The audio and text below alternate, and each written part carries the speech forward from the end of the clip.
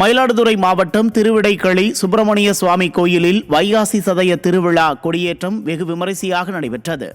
கொடிமரத்திற்கு முன்பாக பஞ்சமூர்த்திகளான சோமாஸ்கந்தர், சண்டிகேஸ்வரர், சந்திரசேகரர், ஆடிப்பூர அம்பாள், விநாயகரை எழுந்தருளச் செய்து கொடிமரத்திற்கு பால், பன்னீர், சந்தனம் உள்ளிட்ட பல்வேறு வாசனை திரவியங்களால் அபிஷேகம் செய்யப்பட்டு மகா தீபாராதனை காண்பிக்கப்பட்டது. விழாவின் முக்கிய நிகழ்வாக தினந்தோறும் பஞ்சமூர்த்திகள் வீதி உலாவும், வருகின்ற 7ஆம் தேதி முருகப்பெருமான் இரண்யாசூரனை வதம் செய்யும் நிகழ்வு தரங்கம்பாடி கடற்கரையில் நடைபெறவுள்ளது.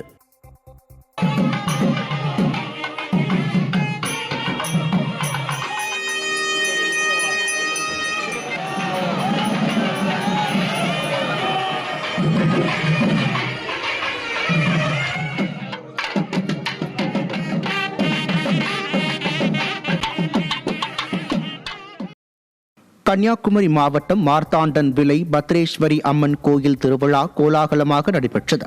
இதில் பக்தர்கள் புதுப்பானையில் பொங்கல் வைத்து நேர்த்தி கடனை செலுத்தி அம்மனை வழிபட்டனர்.